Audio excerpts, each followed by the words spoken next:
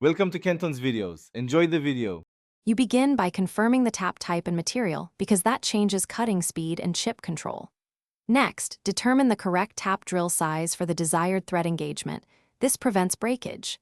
Gather 3 inputs now: recommended cutting speed in SFM for the material, the tap diameter in inches, and threads per inch for the thread form.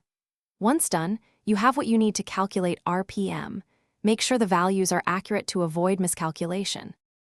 Now calculate RPM using the formula RPM equals SFM times 12 divided by pi times diameter. This converts surface feet per minute into spindle speed for the tap. Then determine feed per revolution. For standard threads, it's 1 divided by TPI, which matches thread pitch. For metric or special threads, convert pitch to inches per rev before setting feed. Once calculated, program the machine or set the hand feed to that rate, and confirm direction and rigid tapping settings if using a CNC or tapping head.